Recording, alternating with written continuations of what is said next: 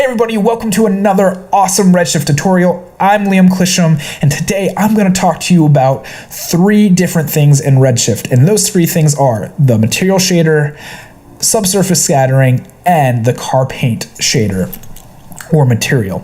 So because it's so much to cover, I'm doing 3 different videos. This first one, as I said, is going to be just a general overview. The second one is going to be for subsurface scattering, and the third one will cover the paint shader on a pretty awesome car model.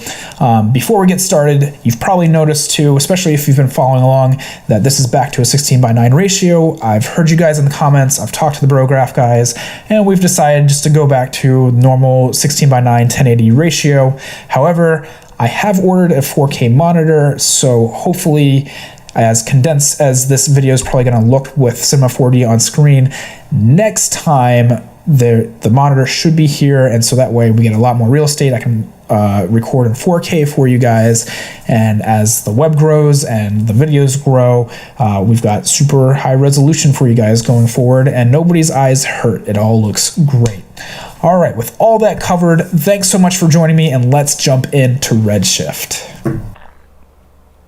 All right, so now that we're inside Cinema4D, let's go ahead and take a look at the general RedShift material. So I've got one set up down here, and I've got my guy set up. And if we open this up here, bring up the material editor, we'll take a look at these settings here. So under output, you're going to see basic and node material ID. So if you're going to render out AOVs, this is where you can set a material ID. So you can go 1 all the way up to whatever number you want. And that you can control in your render settings and AOV options, which I'm not going to go over today. That's for another video, but this is where you would control things like that. Under basic, this pertains to the shader graph. So right here it says output. If we go into the shader graph, you will see that this right here is called output, and this looks very similar, and we can rename it here to just, we'll call this plastic output. And so that gets updated right here. But that doesn't actually rename your material. That's just for the graph editor. So if you want to rename your material, it's just like a normal Cinema4D material. You can rename it right here, or you can rename it down in this area. So we'll just call this plastic body. And to get going, I'm going to throw this right here. And we'll make another one. We'll call this plastic package, and we'll throw it on the package. So for the body, let's go ahead and make this some kind of unique color. So down here under your base properties is where you're going to handle most of your settings outside of doing anything fancy inside the shader graph.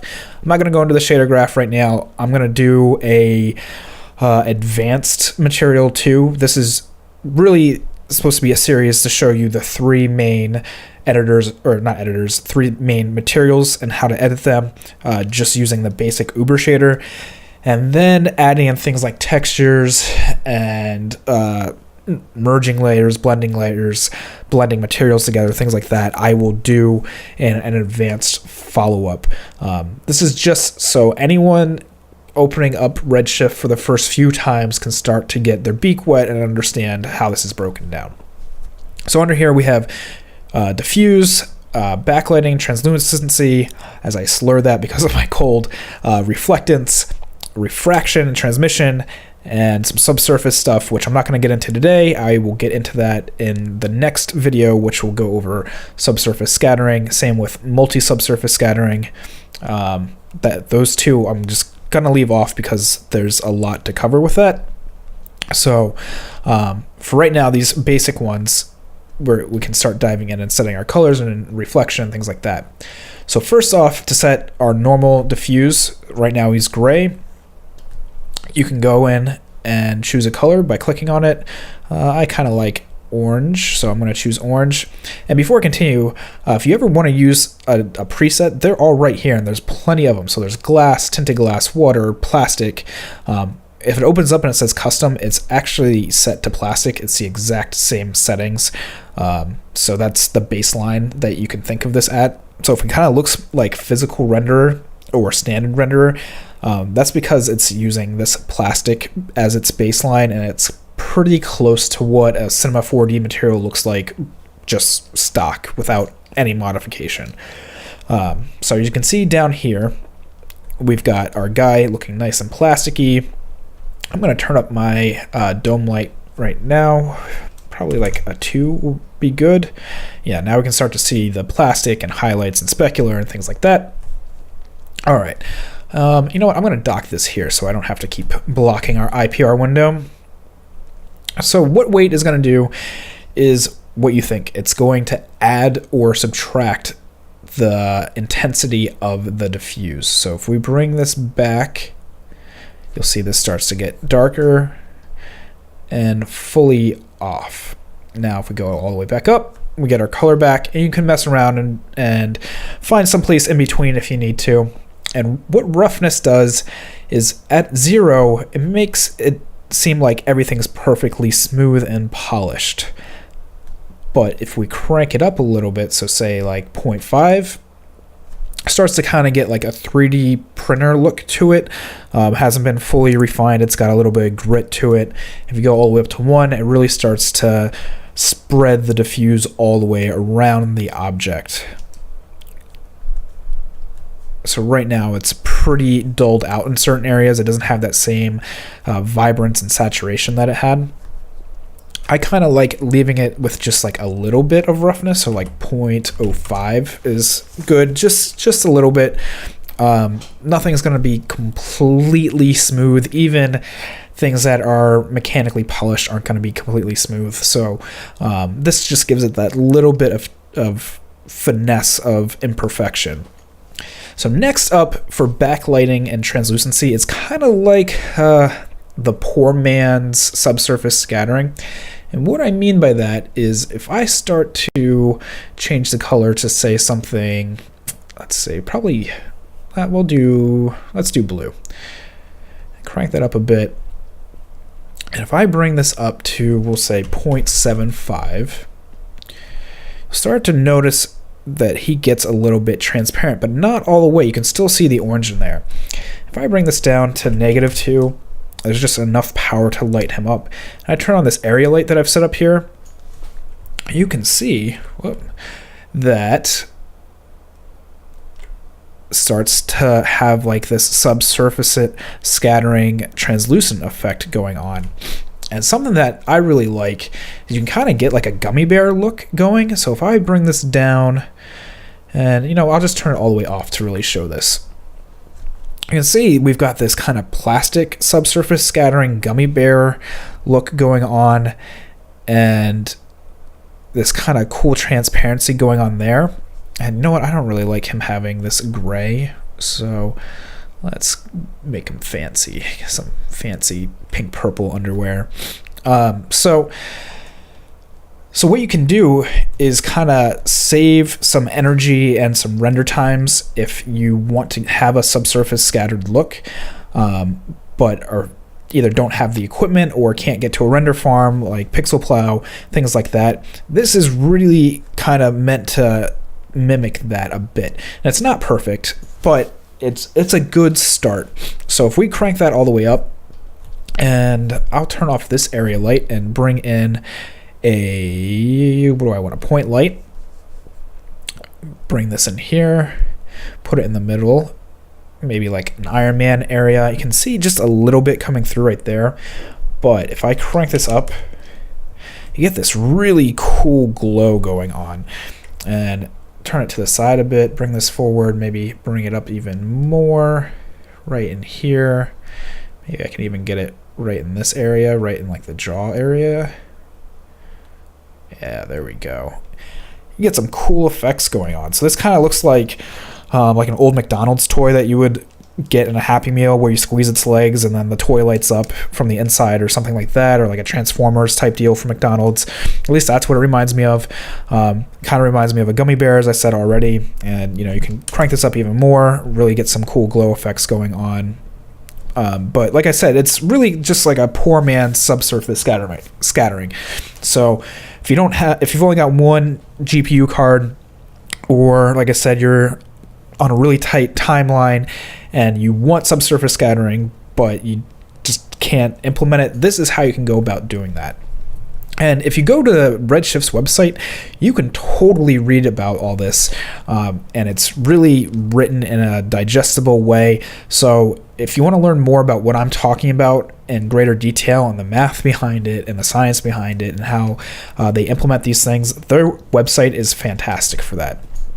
So why don't I go ahead and crank this back up, and you can start to see it added back into here. And now it's starting to merge together and make this green color, because we know yellow and blue makes green, even though this is kind of orange and blue. And I'll roll that back.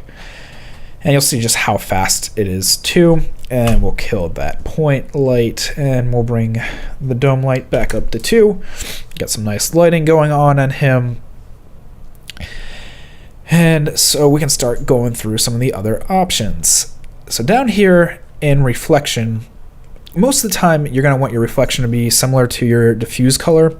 But for the time being, just to talk about what reflection is, reflection controls like these specular highlights in here, or anywhere that is going to have the light reflecting off of it, or if you have caustics turned on and it's reflecting off of it and reflecting onto this and then reflecting again, that would be controlled by this.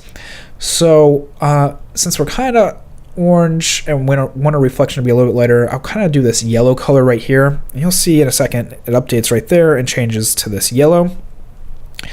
And just like up here, nothing's 100% perfect, so I'm going to do like a 0.125 just to give it a little bit of noise and fall off right in there.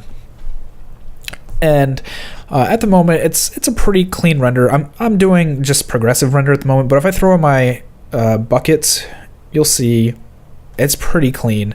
I don't think I need to increase my samples, but this is the first time you're seeing samples. So if you have a dirty scene and you're starting to mess with your render settings, and say you've got your samples maxed, or as max as you want them, and it's still churning away and churning away, you can come into your materials and start to finesse here, or there's global overrides inside here. So if you don't want to have to do it to every material or figure out exactly which material is causing your noise, you can start to do it in these areas here. I personally like to try and do it as I'm going along. And so if I see some noise, which there's no noise at the moment just because we have enough samples, why don't I go ahead and turn these down just for effect. So we'll go down to just 8 samples. And you can see it gets a little noisy. Running out of space just because I'm working at the 16:9 ratio. Let's see, how about we do fixed scaling. All right, so now we can start to see it's getting grainy in there all over. And if we come in to our material editor, we can bring this up to say 128. I think we're gonna have to bring it up pretty high to clean this up just because we have such low unified samples. And so you can see now in these reflection areas, these specular highlights, they start to clean up nicely. But because we were working with such a nice number before, I'm gonna just bring this down to 16, and whoop, random fluke mouse hit, so we'll say 256.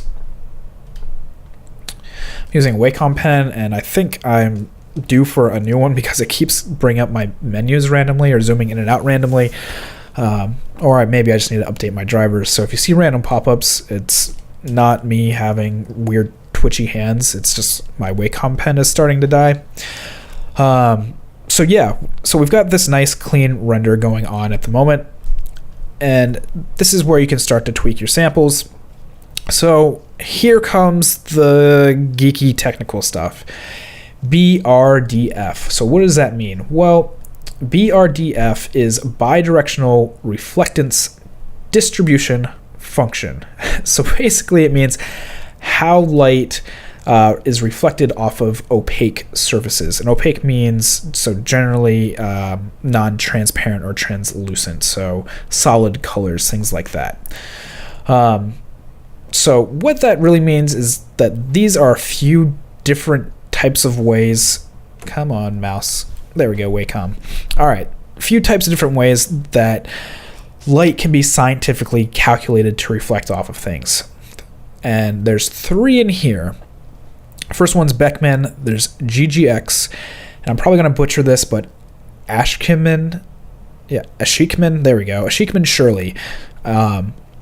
So the first one is kind of the baseline for the industry, what most people are using either in Blender or in Cinema4D or Max or Houdini and all the render engines. This is kind of like the standard baseline.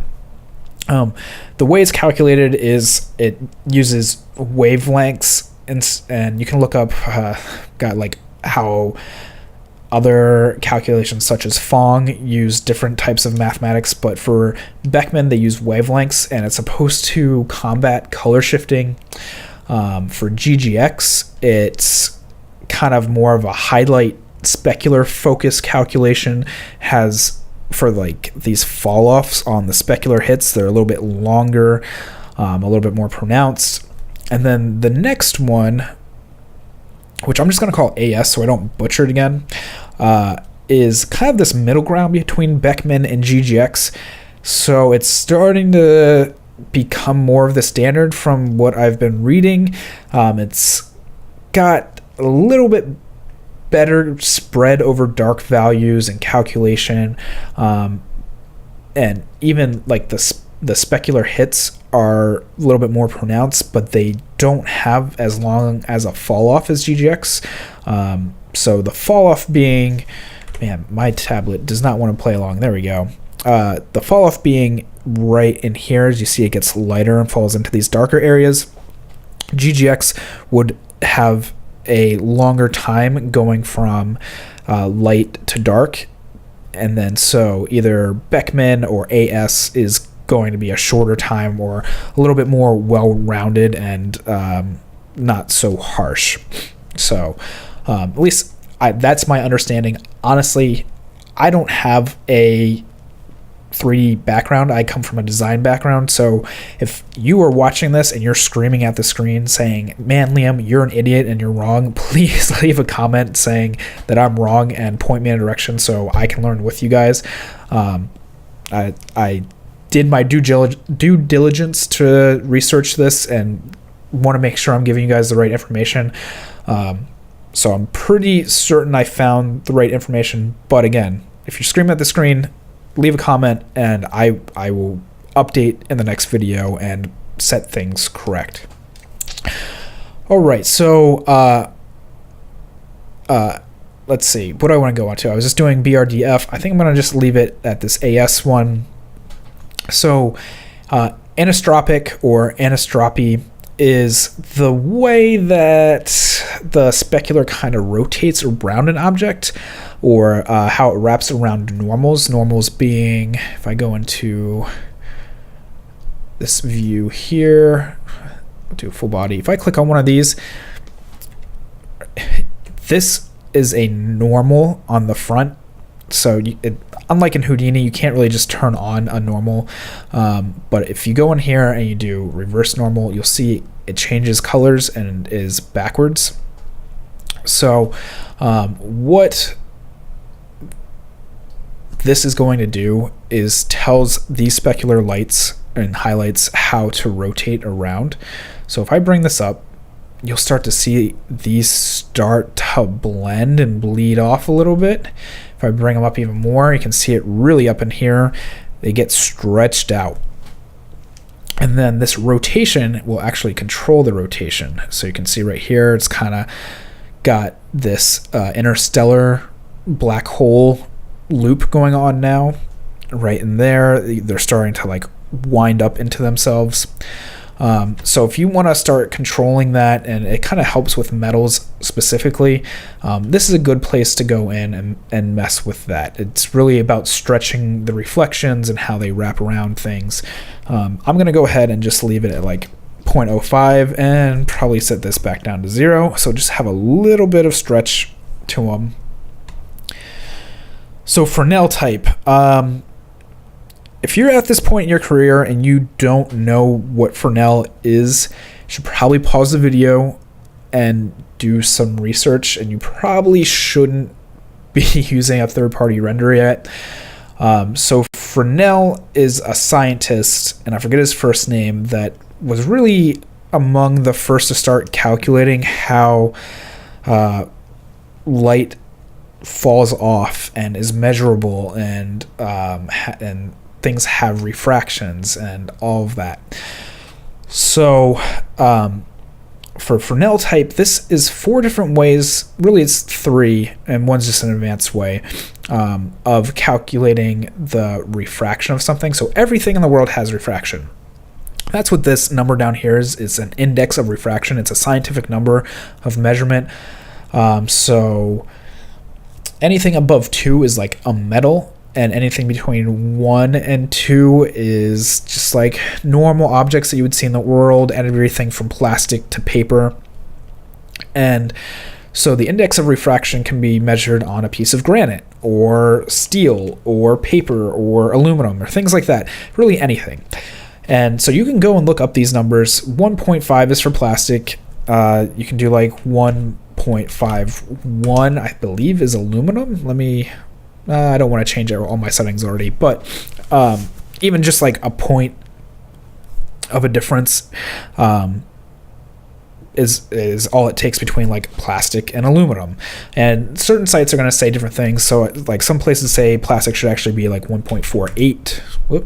48, and it makes little differences. You may not even notice depending on how good your eye is, but it's a good baseline. And then they have this advanced one, and the advanced one is really red, green, and blue values, and you can find these online, and they get very specific. So red might be 1.476, and green might be 1.51, and blue might be whatever.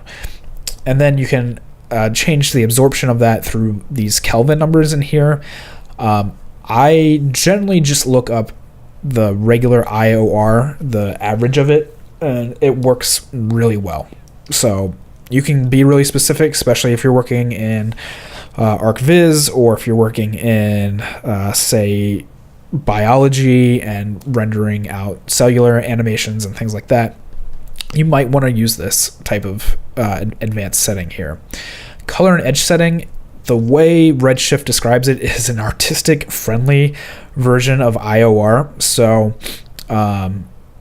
if you're working with non-metals, then you would leave this black, and you can just start adjusting things. So if we want like a purple reflection, we start to get purple reflections. If we want blue, we get blue. And so it's really in there if you want to have more artistic control and not worry about these numbers. But you are going to start to lose that physically based accurate rendering. And then if you are working with metals, you can start to adjust your black value here. So the more white it is, the more metallic it's going to become. And you can see here it starts to get super shiny in these areas. And then metalness is kind of a holdover from not really, I shouldn't say a holdover. It's kind of a more PBR, physically based rendering workflow mentality. So if you're working in Substance Designer, if you're working in Unreal Engine, this is where you can start plugging in some of those things. So let's go ahead and make this black. And if we bring up the metal, you'll see it becomes metallic just like that. And this is where you would probably use your shader graph and bring in a texture and plug it into your nodes here and start controlling this, especially like a glossiness or a metallic image or texture. This is where you start to pipe that in. So if I go back to IOR, I'm going to just leave it back there since we're working with plastic and I'm not using anything in the shader graph at the moment. And so we're pretty much through that. Man, it's taken 23 minutes. So I hope you guys understand now why I'm going to split this up into 3 parts. It's a lot. So refraction and transmission is working with glass. So if I crank this up, you'll start to see our guy start to be transparent here. We've still got a little bit of yellow diffuse in there.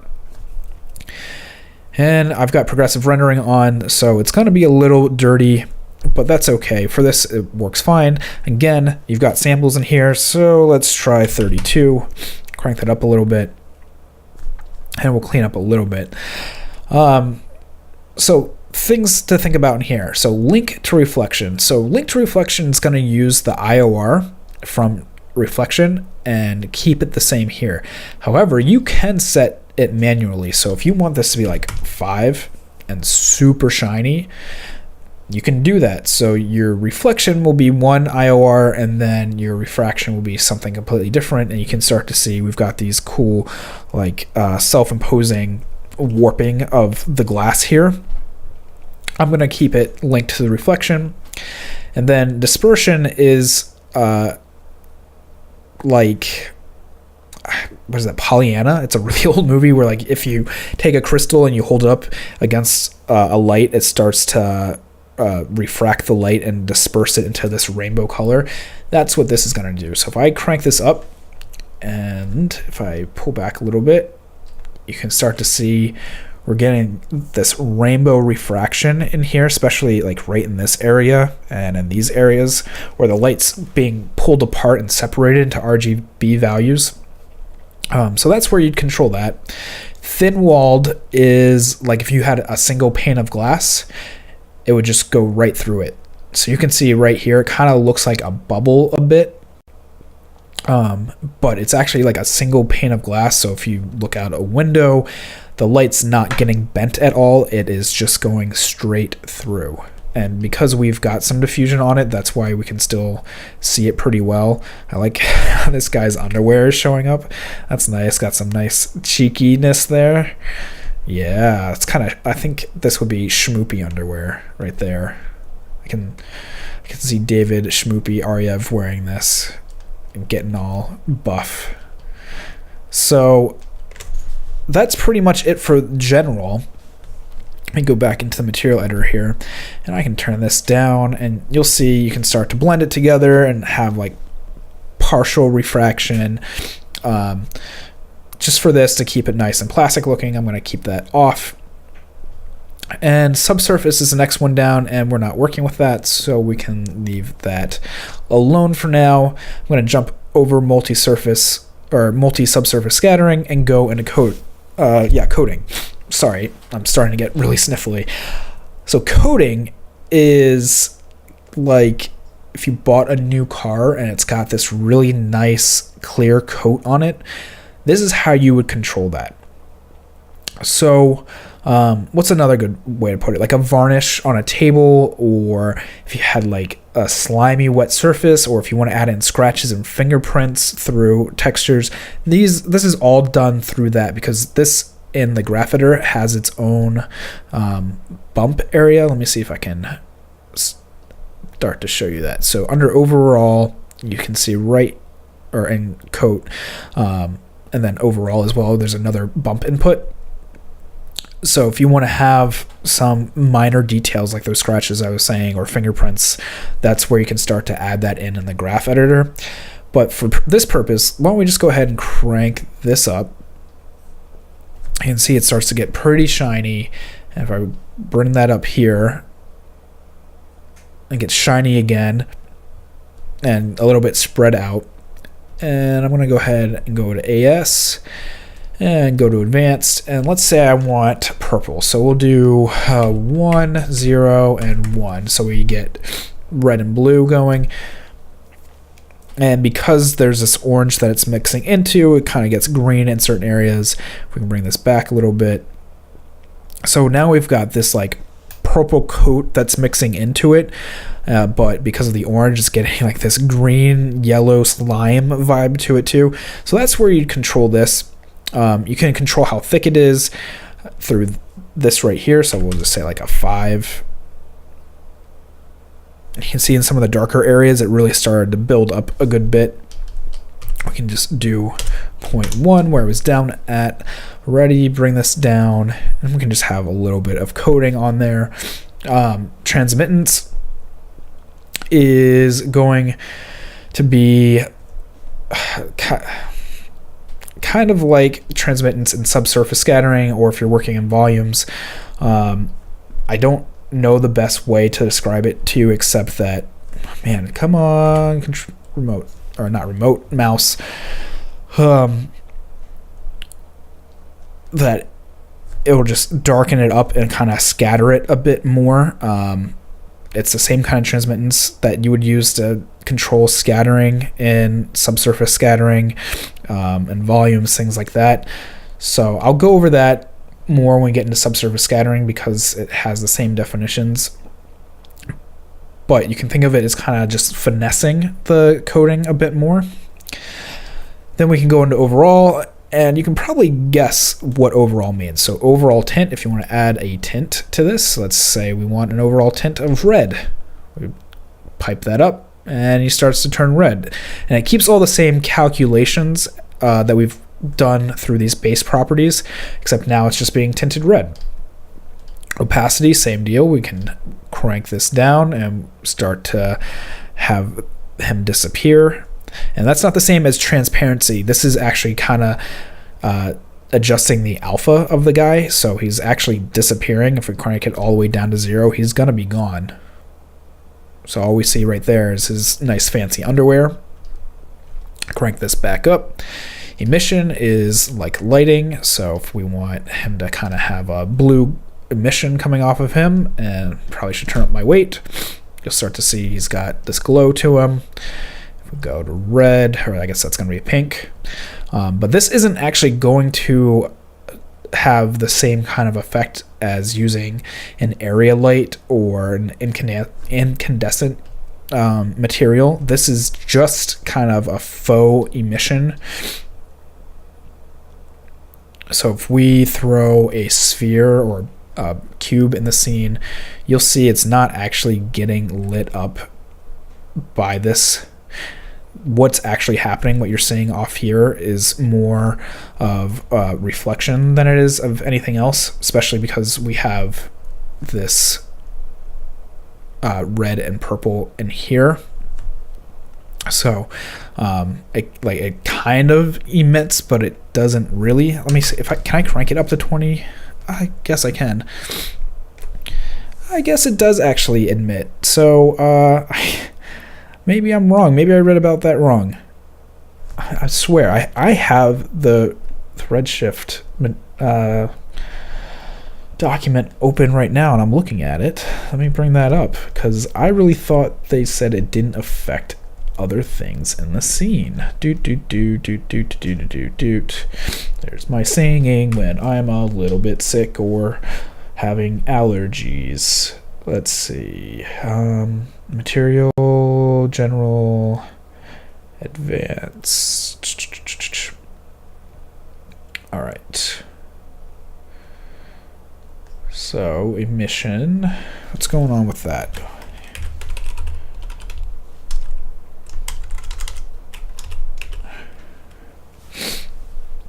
This is emissive color of the material.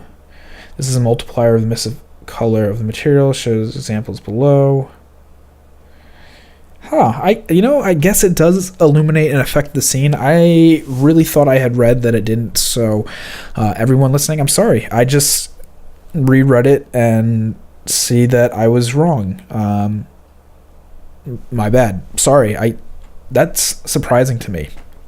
All right. So as you can see, it is actually lighting that up. I was wrong for a little bit. So anyway, we'll crank that back down, go back to our plastic guy, and get rid of our box. There's my pen doing a random zoom again. So we go into optimizations. I'm going to go over this again in advanced optimization, especially for talking about render settings and optimizing your scene. You can go to the RedShift website and read about this. This basically overrides your world settings in here, or your overall settings here. So if you've got everything pretty much set except for this one material, this is where you'd go in and optimize for this one material for very specific things. Just not worth getting into it, especially when we're already getting close to 40 minutes of recording, right? 40 minutes, yeah, 33. So what else? So advanced, again, I'm going to just go over it a little bit. Here you can start to control your diffuse settings a bit. So this is how much is being seen by the camera. So right there, we just see the indirect lighting diffuse on our guy. If I crank that back up, turn this down, you'll see in here this got dark and black instead of the actual color. When I bring that up, it'll be its orange color in there. Same with reflection. If I turn that down, you'll see these areas get dark and black. Bring that up, and then the indirect ones, so like these areas here, they actually turn white because they're not having any impact on the reflection. So there we go. I shouldn't have said white, I meant black. And these areas here. Same with coding. So if our coding was really cranked up and I turned it back down, you'd see that would be doing the same thing. So you can control a lot of the details here because of how this is a biased engine. All right, so with all that covered now, the next step that I'm going to go, or the next things I'm going to go over in the next video are subsurface scattering. So I'm going to bring in a new object and some new materials to show you what subsurface scattering looks like. And I'm going to go over the two, which is skin and then general subsurface scattering. And then I'll hop back in here and start talking about how that also works in here. Once you see it isolated in the other two, it'll make more sense in this context here. And then in the final video, I'm going to go over the car paint shader, and I've got a nice car model that I've set up, and I'll show you how advanced the car paint material can get. And I've actually got a second material from Billy Chitkin, who that's pretty much all he does is car renderings, and he's got a really fantastic like Uber shader that he's built for RedShift, and it looks fantastic. I'm just going to show it to you just so you can see how advanced you can get with a RedShift shader. I'm not going to break it down because there won't be enough time, but you can see what using Graph Editor can do and how advanced you can make things look. All right, guys, thanks so much for joining me today. I hope you stick around for part 2 and part 3. If you have any questions, reach out to me at _5 FIVE 31 on Twitter, or if you're watching this on Brograph, send an email to brograph@brograph.com and they will forward me the questions, and I will do my best to answer them either in the video or on the live stream that we do on Thursdays. So if this is your first time joining, every Thursday we do a live stream of what we've covered this week on RedShift. So last week we went over lights. The week before we did like a general overview, cover some minor volumetric things. So again, if I didn't get to something in here or I said something that confused you, stick around on Thursday evenings and jump on the Twitch or YouTube chat and ask your questions there and get an answer live, because I'm going to go over this again. I usually do it a lot faster, just an overview, and then mess around in X particles or volumes or something else that seems fun to do in RedShift, and try and make RedShift crash if possible. All right, again, thank you so much. I'm sorry for my sniffling cold, and it's kind of geeky and it's a lot to learn, but pretty soon I'm going to start having some more fun like goal-oriented tutorials and really seeing what we can do with RedShift and how we can tear it apart and make some kick-ass stuff. All right, guys, I'll talk to you soon. Thanks.